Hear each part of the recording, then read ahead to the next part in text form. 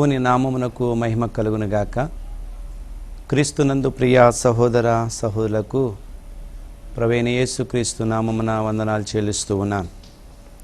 దేవుడిచ్చిన ఈ మంచి తరుణాన్ని బట్టి ప్రభు సన్నిధిలో ప్రభుని స్తుతించి ఆరాధిస్తూ, ప్రభుని గణపరుస్తూ, ప్రభు పాదాలు పట్టుకుని ప్రభుని కొనియాడే స్థితి దేవుడు మనకిచ్చినందుకు మనం దేవునికి ఎంతైనా రుణస్థులమై ఉన్నాం. ఈ దినము దేవుని వాక్యాన్ని మనము ధ్యానం చేద్దాం. గెహాజీ మనస్తత్వం. ఒకవేళ గెహాజీ మనస్తత్వం అనేది మనకుంటే మనము ఆధ్యాత్మికంగా కుష్ఠరోగులం. ఎలీషా యొక్క శిష్యుడైన గెహాజీ మనస్తత్వం ఎలాంటిదో ఈ చివరి దినాల్లో క్రైస్తవ సమాజంలో కూడా అట్టి మనస్తత్వం కలిగిన వారు కనిపిస్తూ ఉన్నారు. పరిశుద్ధ గ్రంథములో ప్రియులారా, యేసు ప్రభు సర్వలోకానికి వెళ్ళి సర్వసృష్టికి సువార్తను ప్రకటించండి అని చెప్తూ ఉన్నారు. నిజమే ప్రియులారా, సువార్త ప్రకటించాలి, సువార్తను వినిపించాలి, సువార్తను మనం వినాలి, వినిన వాక్య ప్రకారం మనం జీవించాలి. అప్పుడు ఆ పరమరాజ్యములో ప్రవేశించే యోగ్యత మనకు ఉంటుంది. భూమి మీద ఎంతకాలము జీవించినది శాశ్వతమైనది కాదు. ఈ లోకములో ఏదో ఒక రోజున గతించిపోయే లోకం. ఈ లోకములో నీవు నేను ఆశిస్తున్నామే, ఈ ఆశలన్నీ కూడా ఏదో ఒక రోజు గతించిపోతాయి. కానీ దేవుని వైపు చూచి దేవునితో అడుగులు వేసిన నీ జీవితంలో దేవుని యొక్క ఆ పరలోక రాజ్యములో అడుగు పెట్టాలని ఆశ ఉండాలి. కానీ గెహాజీ వలె ఆ దుష్ట ప్రేరణ లేక దేవునికి విరోధమైన తలంపులు మనలో ఉండకూడదు. ఏలియాను దేవుడు ఎన్నుకున్నాడు. ఏలియా తరువాత ఏలియాకు శిష్యుడైన ఎలీషాను కూడా దేవుడు అభిషేకించాడు. ఏలియా రెండంతుల ఆత్మను ఎలీషా పొందుకున్నట్లుగా ఏలియా ద్వారా ఎలీషా దీవించబడ్డాడు. అంతేకాకుండా ఏలియా యొద్ద నమ్మకమైన శిష్యుడిగా ఎలీషా ఉన్నాడు. కానీ ఎలీషా దగ్గర శిష్యర్కం చేస్తున్న గెహాజీ నమ్మకమైన శిష్యుడు కాలేకపోయాడు. ఈరోజు ప్రియులారా, మనమందరము దేవుని యందు నమ్మకముగాను విశ్వాసముతో ఎదగాలనేది దేవుని ఉద్దేశం. కానీ దేవుని పరిచర్యలో దేవునితో అడుగులు వేయాలంటే దేవునికి ఇష్టమైన రీతిలో మనం ఉండాలి. ఈరోజు ప్రియులారా, మనుషుల ఇష్టానికి మానవుడు ఎన్నో ప్రయత్నాలు చేస్తూ ఉన్నాడు. ఎన్నో ప్రయత్నాలు ఒక వ్యక్తి ద్వారా అభిమానం పొందుకోవాలని, లోకములో మనుషుల దగ్గర ఇష్టాన్ని చూపించాలని ఇష్టపడే రీతిగా ఎన్నో ప్రయత్నాలు త్యాగాలు చేస్తూ ఉన్నాడు. ఒకవేళ ఒక యవనస్తుడు తన ప్రేమించే ప్రియురాల దగ్గర ఇష్టపడే ఆ మనసు గురించి యవనస్తుడు ఎన్నో ప్రయత్నాలు చేస్తున్నాడు. ఒక నాయకుని దగ్గర అభిమానం సంపాదించుకోవటానికి కార్యకర్త ఎన్నో ప్రయత్నాలు చేస్తూ ఉన్నాడు. ఈరోజు ప్రియులారా, దేవుని యొద్ద ఆయన ద్వారా దేవుడు మనలను ఇష్టపడాలి అంటే ఈరోజు ప్రియులారా, మనం ఉండవలసింది మొట్టమొదటిగా నమ్మకం ఉండాలి. బలా నమ్మకమైన మంచి దాసుడా అన్నాడు. ఏలియా దగ్గర నమ్మకమైన మంచి దాసుడిగా ఎలీషా ఉన్నాడు. కానీ ఎలీషా దగ్గర నమ్మకమైన వాడిగా గెహాజీ లేకపోయాడు. కారణం, గెహాజీ మనస్తత్వం ఎలాంటిదో ఈరోజు మనం తెలుసుకుందాం. ఒకవేళ గెహాజీ లాంటి మనస్తత్వం ఈరోజు మనకుంటే ఆధ్యాత్మికంగా మనము కుష్ఠరోగులమే. ఒకవేళ శారీరకంగా మనము కుష్ఠరోగం అనేది మనకు లేకపోవచ్చు, కానీ ఆధ్యాత్మికంగా నీవు నేను కూడా కుష్ఠరోగులం. ఎందువల్లంటే ప్రియులరా, గెహాజీని దేవుడు ఎన్నుకోలేదు అనేది మనకు తెలుస్తుంది. కారణం ఏంటంటే ప్రతి వాని హృదయము దేవునికి తెలుసు. మార్కు సువార్త 3వ అధ్యాయములో 13వ వచనాన్ని చదివితే ప్రియులరా, ఆయన కొండ ఎక్కి తనకిష్టమైన వారిని పిలువగా వారు ఆయన యొద్దకు వచ్చిరి. జాగ్రత్త వినాలి, తనకిష్టమైన వారిని. ఎందుకు ఈ మాట రాశాడు దేవుడు? ఆయనకిష్టమైన వారిలో అందరూ ఆయనకి ఇష్టం లేదా అంటే ప్రియులారా, యోహాను సువార్త 2వ అధ్యాయము 24వ వచనాన్ని చదివితే యేసు అందరినీ ఎరిగినవాడు. మార్కు సువార్త 3వ అధ్యాయంలో మనం 13వ వచనంలో చదివాం, తనకిష్టమైన వారిని పిలవగా. అంటే అక్కడ చాలామంది ఉన్నారండి, కానీ అందరినీ యేసు ప్రభుల వారు ఇష్టపడలేదు. తనకిష్టమైన వారు. కారణం ఏంటంటే ఎవరు ఎలాంటి వారో నీవు తెలుసుకోకపోవచ్చేమో కానీ దేవునికి అందరూ తెలుసు. అందుకే యోహాను సువార్త 2వ అధ్యాయము 24వ వచనం చదివితే, యేసు అందరిని ఎరిగినవాడు గనుక ఆయన తన్ను వారి వశము చేసుకోలేదు, ఆయన మనుష్యుని అంతర్యమును ఎరిగినవాడు. ఏలియా ఎంత మంచి మనసు గల భక్తిపరుడో దేవునికి తెలుసు. ఏలియా దగ్గర శిష్యుడిగా ఉన్న ఎలీషా ఎంత నమ్మకమైన వాడో దేవునికి తెలుసు. కానీ ఎలీషా దగ్గరున్న శిష్యుడైన గెహాజీ అంత నమ్మకమైన వాడు కాదు. ఈరోజు ప్రియులారా, దేవునికి కావలసింది నమ్మకము. నమ్మకమైన జీవితం మనకు ఉండాలి.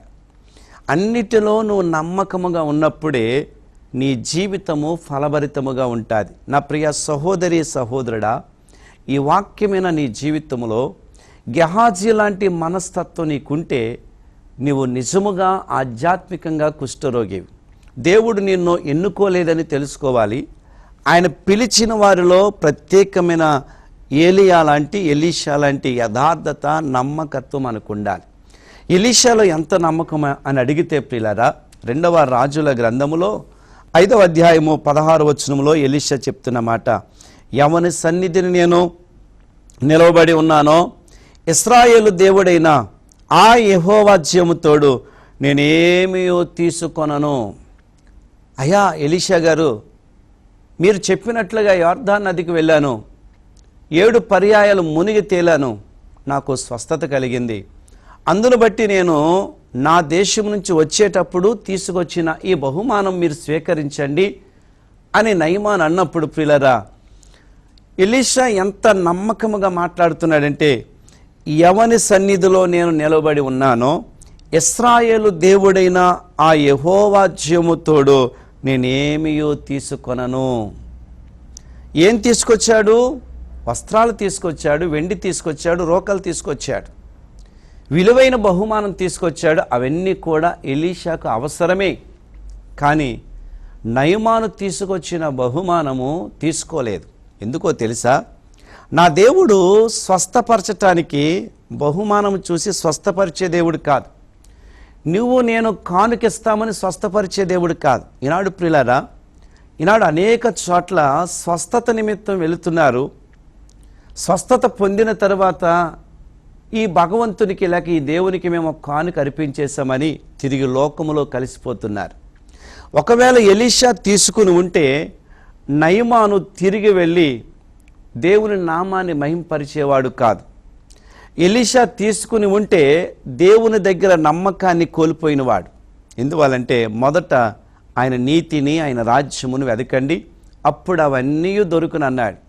ఈరోజు ప్రియులారా, ఎలీషా లాంటి నమ్మకమైన భక్తి మన దగ్గర ఉండాలి. నమ్మకమైన సేవ కూడా మనము చేయాలి. లోకములో ఎలాగునా ఉందంటే ఈ లోకం ప్రియులారా, ఎవరు ఏమైనా సహాయం చేస్తారని గెహాజీ లాంటి మనస్తత్వం కలిగిన వారు క్రైస్తవ సమాజంలో తిరుగుతూ ఉన్నారు. నా ప్రియ సహోదరి సహోదరుడా, ఎలీషా బహుమానమును ఆశించలా, తీసుకువచ్చిన కానుకలను స్వీకరించలా, వాటి మీద ధ్యాస పడలా.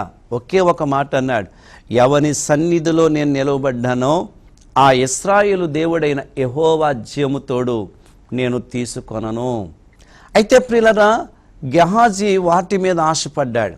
ఈరోజు ఏలియాను దేవుడు ఎన్నుకున్నాడు, ఏలి యొక్క అంతర్యమును ఎరిగినవాడు. ఎలీషాను దేవుడు ఎన్నుకున్నాడు, ఎలీషా అంతర్యమును ఎరిగినవాడు. మరొకసారి చదువుతున్నాను, యోహాను సువార్త 2వ అధ్యాయము 24-25 వచనాలు చదివితే, యేసు అందరిని ఎరిగినవాడు గనుక ఆయన తన్ను వారి వశము చేసుకొనలేదు, ఆయన మనుష్యుని ఆంతర్యమును ఎరిగినవాడు గనుక ఎవడనో మనుష్యుని గూర్చి ఆయనకు సాక్ష్యము ఇయ్యనవసరం లేదు. ఎవడనో మనుష్యుని గూర్చి సాక్ష్యము చెప్పనవసరం లేదు. ఇదిగో పలానా దైవజనుడండి, పలానా విశ్వాసండి, పలానా అధికారండి, నమ్మకమైన వాడండి, దేవుని పనిలో ఉన్నాడండి, ఎంతో చక్కని బోధ చెప్తాడండి. ఇలాంటివి మనం చెప్పనవసరం లేదు. ప్రతి వాని యొక్క ఆంతర్యము దేవునికి తెలుసు. ప్రతి వాని గురించి ఆంతర్యం యొక్క మనసు దేవునికి తెలుసు.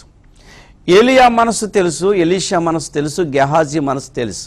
అయితే ప్రియులారా, ఏలియా యొద్ద పరిచర్య చేసిన ఎలీషా నమ్మకమైన వాడు కాబట్టి రెండంతుల ఆత్మను సంపాదించుకున్నాడు, రెండంతుల వరాన్ని సంపాదించుకున్నాడు, రెండంతుల అభిషేకాన్ని సంపాదించుకున్నాడు. కానీ ఎలీషా దగ్గర పరిచర్య చేసిన గెహాజీ కుష్ఠవ్యాధిని సంపాదించుకున్నాడు, రోగాన్ని సంపాదించుకున్నాడు. కారణం ఏంటంటే ఎలీషా అంత నమ్మకమైన వాడు గెహాజీ కాదండి. ఈరోజు గెహాజీ మనస్తత్వం ఎలాంటిదంటే చూద్దాం ప్రియులారా. 2వ రాజుల గ్రంథం 5వ అధ్యాయం 20వ వచనం నుంచి 27వ వచనం వరకు మనము ధ్యానం చేద్దాం. ఈరోజు ప్రియులారా, అంత్యకాలములో ఆఖరి గడియల్లో ఎలాంటి విశ్వాసము, ఎలాంటి భక్తి, ఎలాంటి పరిచర్య దేవుడు ఇష్టపడతాడు.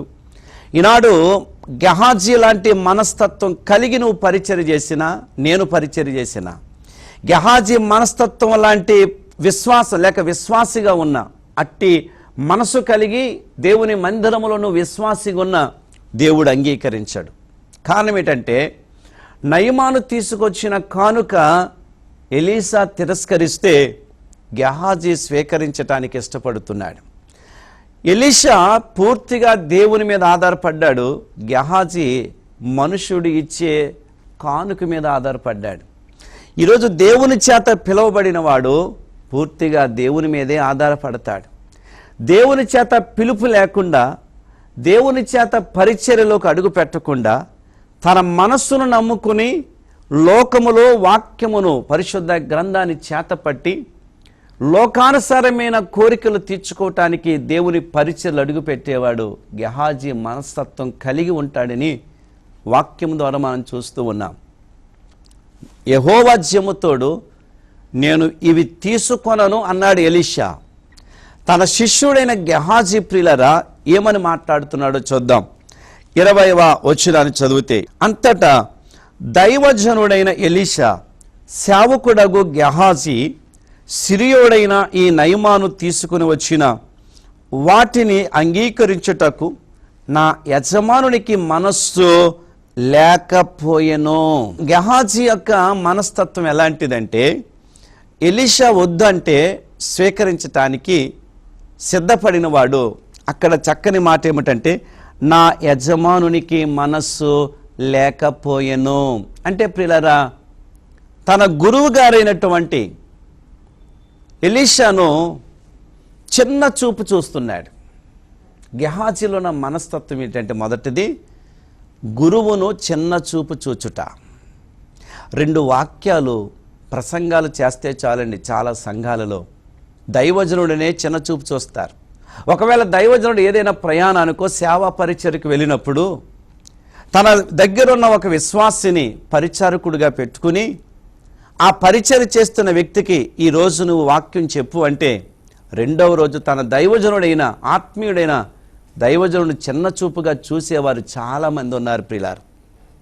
ఈరోజు ఎందుకు ఈ మాట చెప్తున్నానంటే నా గురువు గారు లేక నా యజమానుడైన ఎలీషాకు మనస్సు లేదు అని తన గురువుగా స్వీకరించిన పరిచర్య చేస్తున్న ఎలీషాను చిన్న చూపు చూస్తూ ఉన్నాడు. గెహాజీ మనస్తత్వం ఎలాంటిదంటే ఎదుటి వారిని చిన్న చూపుగా చూసే మనస్తత్వం. రెండవదిగా చూస్తే ప్రియులారా, అదే 20వ వచనం చదివితే ప్రియులారా, కింద వచనం, యెహోవా జీవముతోడు నేను పరుగెత్తుకుని అతని కలుసుకొని అతని యొద్ద ఏదైనా తీసుకొందును అనుకునేను. అక్కడ రెండవది ప్రియులారా, ఒకటి గెహాజీ మనస్తత్వంలో చిన్న చూపు చూచుట. రెండవది దేవుణ్ణి అడ్డం పెట్టుకున్నాడు. యెహోవా జీవము తోడు, యెహోవా జీవము తోడని దేవుణ్ణి అడ్డం పెట్టుకుని పరిగెడతం ప్రారంభించాడు. ఆ కానుక స్వీకరించటానికి ఎలీషా తిరస్కరించిన నయమాను కానుక స్వీకరించటానికి ఎవరిని అడ్డం పెట్టుకుంటున్నాడంటే సాక్షాత్తు దేవుణ్ణి అడ్డం పెట్టుకుంటున్నాడు. ఈరోజు ప్రియులారా, ఈ అంత్యకాలంలో ఆఖరి గడియల్లో దేవుణ్ణి అడ్డం పెట్టుకుని పరిచర్య చేసేవారు ఎంతోమంది కనిపిస్తున్నారు. నేను అంటున్నాను, గెహాజీ లాంటి మనస్తత్వమే ఉంటే ఆధ్యాత్మికంగా మనము కుష్ఠరోగులమే. గెహాజీ దేవుని అడ్డం పెట్టుకుని నయమాను యొక్క కానుక నిమిత్తం పరిగెడుతున్నాడు. జాగ్రత్త వినాలి ప్రియులారా, తనది కానిది ప్రియులారా. నయమాను తీసుకొచ్చిన కానుక ఎలీషా తిరస్కరిస్తే గెహాజీ స్వీకరించటానికి దేవుణ్ణి అడ్డం పెట్టుకుంటున్నాడు. ఈరోజు దేవుని అడ్డం పెట్టుకుని, దేవుడు నాతో మాట్లాడాడమ్మా, దేవుడు మీ ఇంటికి వెళ్ళమన్నాడమ్మా, ఈరోజు దేవుడు నీతో ఒక అద్భుతం చేస్తున్నాడు, నీ ఇంట్లో అద్భుతం చేస్తున్నాడని దేవుని అడ్డం పెట్టుకొని దేవుని పరిచర్య చేస్తూ అనేక మంది మనుషుల వైపు చూసి లోకములో తన కోరికలు తీర్చుకోవటానికి దేవుని పరిచర్య చేసేవారు ఉన్నారు. ఈరోజు ప్రియులారా, ఈ లోకములో బ్రతకటానికి, జీవించటానికి, నీవు పోషించబడటానికి దేవుణ్ణి అడ్డం పెట్టుకోవలసిన అవసరత లేదు.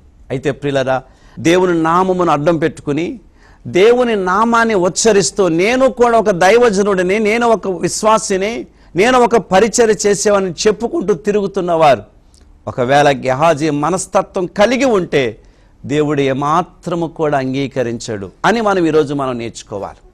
దేవుడు ఏమాత్రము కూడా అంగీకరించాడు.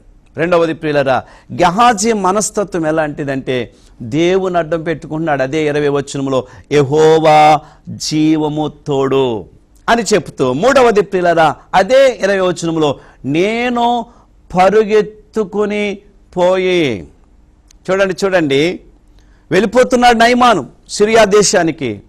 గెహాజీ మనస్సు ఎలా ఉందంటే నేను త్వరగా పరిగెత్తుకుని వెళ్ళాలి. అత్యాశ. జాగ్రత్త వినాలి ప్రియులరా, గెహాజీలో ఉన్నది మూడవది పరుగెత్తుకుని వెళ్ళాలి. ఒకవేళ నడిచి వెళితే దాటిపోతాడేమో, ఆ కానుక పోగొట్టుకుంటాను, అతడు తీసుకొచ్చిన ఆ ఐశ్వర్యం, ఆ వెండి, ఆ బట్టలు నేను పోగొట్టుకుంటానేమో. ఒక మనుషుడి వైపే చూశాడు కానీ గెహాజీ పరమందున్న దేవుని వైపు చూడలేకపోయాడు. మనుషుడు ఇచ్చే కానుక కొరకు పరిగెడుతూ ఉన్నాడు ప్రియులారా. ఈనాడు సువార్త ప్రకటించటానికి పరిగెట్టేవారు తక్కువయ్యారు. ఒక మనుషుడు ఏదైనా సహాయం చేస్తే అక్కడికి పరిగెడుతున్నారు. చిన్న కాన్ఫరెన్సులు జరుగుతుంటాయి, నెలకు కూడికలు జరుగుతుంటాయి. అనేక చోట్లకు మనుషులు, అనేక మంది ప్రియుల పరిచర్య చేస్తున్నామన్నవారు పలానా వారు ఏదైనా ఇస్తే, ఒక పూట భోజనం పెట్టి ట్రావెలింగ్ ఇస్తే పరిగెడుతూ ఉన్నవారు ఉన్నారు. దేవుని అడ్డం పెట్టుకుని పరిగెట్టేవారు. నా ప్రియ సహోదరి, ఈరోజు సూటిగా దేవుడు నీతో నాతో మాట్లాడుతున్నది ఏమిటంటే, గెహాజీ వలె లోకములో ఒక మనుష్యుడిచ్చే కానుక గురించి, లోకములో గురువైన ఎలీషా తిరస్కరించిన దాని గురించి పరిగెడుతున్న గెహాజీ వలె నీవు నేను పరిగెడుతూ ఉంటే ఆ పరుగు దేవునికి ఇష్టమైనది ఏమాత్రము కాదు. ఆ పరుగు దేవునికి ఇష్టమైనది ఏమాత్రము కాదు. కాబట్టి నా ప్రియ సహోదరి, నిన్ను సృష్టించినవాడు, నిన్ను పుట్టించినవాడు, నీకు జీవం ఇచ్చినవాడు, నిన్ను పోషించుచున్నవాడు, నీ గురించి సమస్తమును సమకూర్చుచున్న దేవుణ్ణి వెంబడించటం మానివేసి నయమాను వెనకాల పరిగెడుతున్న నీ జీవితము దేవునికి ఇష్టమైనది కాదు. గెహాజీలో ఉన్న మూడవ ఆ మనస్తత్వం ఏమిటంటే అత్యాశకు వెళుతున్నాడు, దాని గురించి పరిగెడుతున్నాడు, నడవలేకపోతున్నాడు, నడిచి వెళ్ళలేకపోతున్నాడు. నేను అంటున్నాను ప్రియులారా, దేవుని పరిచర్యలో పరిగెట్టాలి కానీ ఎలాంటి పరుగు కాదు. ఒక క్రమమైన రీతిలో పరిచర్య చేస్తూ నడవటం నువ్వు ప్రారంభించినప్పుడు నిన్ను నడిపించేవాడు నిన్ను పరిగెట్టే రీతిగా నడిపిస్తాడు. ఈరోజు ప్రియులారా, గెహాజీ వలె అత్యాశకు వెళితే అది దేవునికి ఇష్టమైనది కాదు. గెహాజీ మనస్తత్వం అనుకుంటే మనం ఆధ్యాత్మికంగా కుష్ఠరోగులమై ఉన్నాం. ఇక నాలుగవదిగా చూస్తే ప్రియులారా, అక్కడ అంటున్నమాట అదే 20వ వచనం చదివితే ఆఖరి వచనంలో అతని కలుసుకొని అతని యొద్ద ఏదైనా తీసుకుందును. నయమాన్ దగ్గరికి వెళ్ళిపోయేటండి, అతని వద్దనటువంటి తన గురువైన ఎలీషా తిరస్కరించినవి ఏదైనా ఒకటి తీసుకుంటాను. వాస్తవానికి ఇది గెహాజీదా అంటే నాలుగవది మనం చదివితే ప్రియులారా అర్థం చేసుకుంటే తనది కాని దాని మీద ఆశ కలిగి పరిగెడుతున్నాడు. నయమాను తీసుకొచ్చింది గెహాజీ గురించా ఎలీషా గురించా? నయమాను తీసుకొచ్చింది దేవునికా లేక మనుషునికా? అర్థం చేసుకోండి ప్రియులారా. నయమాను తన దేశము నుండి స్వస్థత పొందటానికి వచ్చేటప్పుడు ఒక మనుషుడున్నాడని తన ఇంటిలో పనిచేస్తున్న చిన్నది చెప్పింది ప్రవక్త గురించి. ప్రవక్త దగ్గరికి వచ్చాడు కానీ ప్రవక్త శిష్యుని గురించి నయమానుకు తెలియదు. ప్రవక్త పేరు మాత్రమే తెలుసు తప్ప గెహాజీ పేరు ఏమాత్రమో తెలియదు నయమాను ఎలీషా దగ్గరికి వచ్చే వరకు. నయమాను తీసుకొచ్చిన కానుక మొదట దేవునిది, రెండవది ప్రవక్తని ఎలీషా దగ్గర తీసుకొచ్చాడు.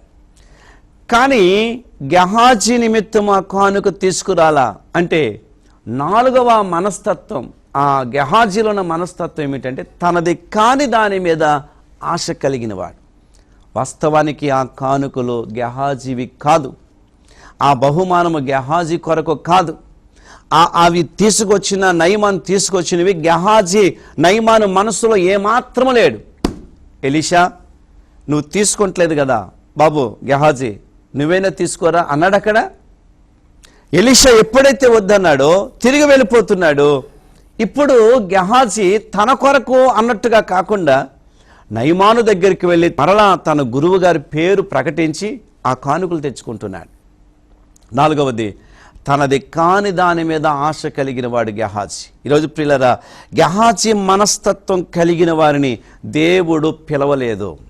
గెహాజీ మనస్తత్వం కలిగిన వారిని దేవుడు ఏర్పాటు చేసుకోలేదు అనేది మనం నేర్చుకుంటే ఈరోజు మనము దేవుని వైపు చూస్తున్నామా, మనుషుల వైపు చూస్తున్నామా అనేది మనం తెలుసుకోవాలి. ఇక ఐదవది చూస్తే ప్రియులారా, చక్కని విషయము 22వ వచనం చదివితే గెహాజీ నయమాను దగ్గరికి వెళ్ళి అంటాడు, నా యజమానుడైన చేత వర్తమానం పంపి ప్రవక్తల శిష్యులలో 2 యవనులు ఎఫ్రాయిము మన్యమును నా యొద్దకు ఇప్పుడే వచ్చిరు గనుక నీవు వారి కొరకు 2 మనుగులు వెండి 2 దుస్తులు బట్టలు దయచేయమని సెలవిచ్చుచున్నాడు. నయమాన్ దగ్గరికి వెళుతున్నాడు. ఆ పరిగెడుతుంటే నయమాను పనివారు, అయ్యా మన వెనకాల ఎవరో పరిగెట్టుకుంటూ వస్తున్నాడంటే ఆపారు, రథాన్ని ఆపారు. పరిగెట్టి వచ్చి అంటాడు, ఈ గెహాజీ అంటాడు, అయ్యా మా పాస్టర్ గారు లేక మా ప్రవక్త నా యజమానుడు పంపించాడు, ఎఫ్రాయిము మన్యము నుండి 2 మనుషులు వచ్చారు, వారికి కొంత బహుమానం ఇవ్వాలంట, అందుకే అక్కడ రాస్తున్నాడు ప్రియులారా 2 మనుగులు వెండియు 2 దుస్తుల బట్టలు దయచేయము. అతడు ఎంత ఆశించాడంటే అతడు తీసుకొచ్చింది 2 మనుగులు వెండి 2 దుస్తులు ఇమ్మంటున్నాడు. జాగ్రత్త వినాలి ప్రియులారా, జాగ్రత్త వినాలి. ఇక్కడ గెహాజీ మనస్సు ఎలాంటిదంటే ఎలీషా పంపించలేదు కానీ వెళ్ళి నయమాను దగ్గర ప్రకటిస్తున్నాడే, ఆ మాట్లాడుతున్నాడే అంటే గెహాజీలో ఏముందంటే కథలు అల్లే స్వభావం ఉంది. అక్కడికక్కడ కథలు అల్లేస్తున్నాడు. మనుషుల ద్వారా లాభం పొందుకోవటానికి, మనుషుల ద్వారా స్వలాభాన్ని ఆశించటానికి, ఆ కోరికలు తీర్చుకోవటానికి, ఆ బంగారాన్ని ఆ వెండిని ఏమంటే ఈ లోకములో ఐశ్వర్యవంతుడు అవటానికి, లోకములో అభివృద్ధి పొందటానికి కథలు అల్లుతున్నాడు. ఈనాడు దేవుని పరిచర్యలో కథలు అల్లేవారు కనిపిస్తూ ఉన్నారు. దేవుని అడ్డం పెట్టుకుని కథలు అల్లి లోకములో ఉన్న మనుషుల ద్వారా స్వలాభాన్ని ఆశించేవారు ఉన్నారు. గెహాజీలో ఐదవది కథలు అల్లే స్వభావం. ఇక 6వది చూస్తే 25వ వచనం చదివితే ప్రియులారా, అతడు లోపలకు పోయి తన యజమాను మందులో నిలవగా ఎలీషా వాణ్ణి చూచి, గెహాజీ నీవెచ్చటి నుండి వచ్చితివి అన్నాడు. అంటే ప్రియులారా, గెహాజీ అంటున్నాడు, నేనెక్కడికి పోలేదు. గెహాజీ అంటున్నాడు, నేనెక్కడికి పోలేదు, ఎక్కడే ఉన్నాను అంటున్నాడు. 6వదిగా చూస్తే ప్రియులారా, గెహాజీ అక్కడ 22వ వచనంలోను ఇక్కడ 25వ వచనంలో ప్రియులారా తన దైవజనుడైన ఎలీషా దగ్గరను నయమాను దగ్గర కూడా అబద్ధమాడుతూ ఉన్నాడు.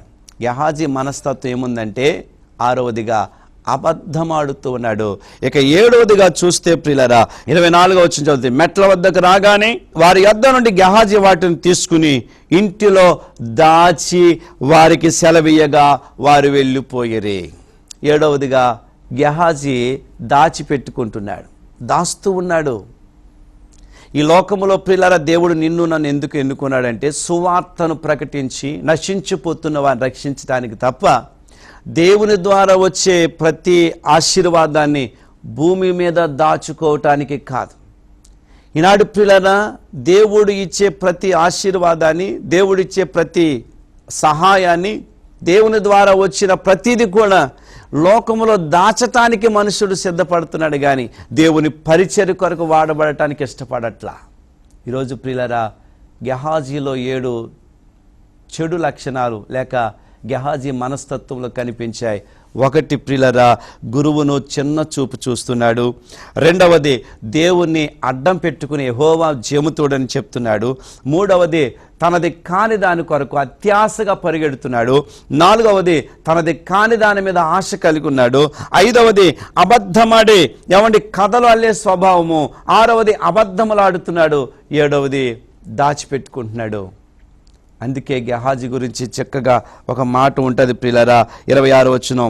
ఆ మనుషుడు తన రథము దిగి నేను ఎదుర్కొనుటకు తిరిగి వచ్చినప్పుడు నా మనస్సు నీతో కూడా రాలేదా? ద్రవ్యమును వస్త్రములు, ఒలీవ చెట్లు తోటలను, ద్రాక్ష తోటలను, గొర్రెలను, ఎడ్లను, దాసదాసీలను సంపాదించుకున్నట్టుకు ఇది సమయమా? కాబట్టి నయమానుకు కలిగిన కుష్టు నీకును నీ సంతతికి సర్వకాలము అంటియుండునని చెప్పగా వాడు మంచు వలె తెల్లరైన కుష్ఠము కలిగి ఎలీషా ఎదుట నుండి బయటకు వెళ్ళిపోయిను. ఇక్కడ ఒక మాట చదివి నేను ముగిస్తా. నయమానుకు కలిగిన కుష్టు నీకును నీ సంతతికి సర్వకాలము అంటియుండెను. సర్వకాలము అంటే ఇప్పుడు కుష్ఠవ్యాధి ఉన్నవాడు నయమాను సంతానానికి సంబంధించిన వాడా? గెహాజీ సంతానానికి సంబంధించిన వాడా? గెహాజీ ఎక్కడున్నాడు, ఏ సంతతో మనకు తెలియదు. కానీ సర్వకాలం అంటియుండును అంటే ఇప్పుడు గెహాజీ సంతానం ఎక్కడుందో నీకు నాకు తెలియదు. కానీ ఒక్కటి మాత్రం చెప్తున్నాను, గెహాజీ మనస్తత్వం కలిగి ఉన్నవాడు ఖచ్చితంగా ఆధ్యాత్మికంగా కుష్ఠరోగి. సర్వకాలము అని రాయబడిందే. గెహాజీ మనస్తత్వం కలిగి ఉంటే ఖచ్చితంగా మనము ఆధ్యాత్మికంగా కుష్ఠరోగులు. ఈరోజు దేవుడు మనల్ని ఎన్నుకున్నాడా? దేవుడు మనల్ని పిలిచాడా? దేవుడు మనల్ని వాడుకుంటున్నాడా? దేవుడు మనల్ని బలపరుస్తున్నాడా?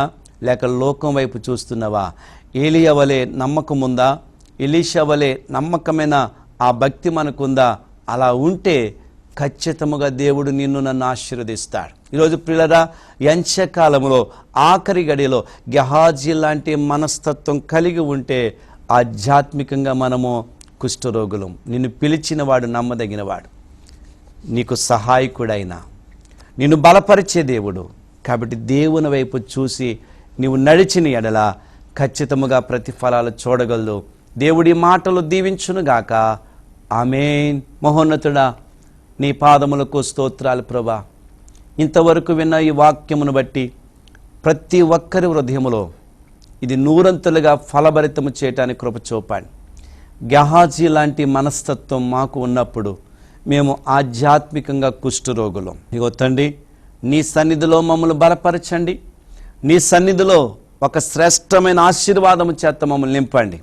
ఏలియా వలె, ఎలీషా వలె నమ్మకముగా నీ ఎదుట జీవించటానికి, లోకమిచ్చే ప్రతిదీ కూడా విసర్జించి పరసంబంధమైన ఆశీర్వాదం కొరకు ఎదురు చూచే భాగ్యము మాకందరికీ దయచేయండి. విన్న వాక్యమును బట్టి గెహాజీ లాంటి మనస్తత్వం మాలోంచి తీసివేసి నీకిష్టమైన పాత్రగా మమ్మల్ని అందరినీ సిద్ధపరచమని యేసు నీ శ్రేష్టగల నామములు అడుగుతున్నాను తండ్రి.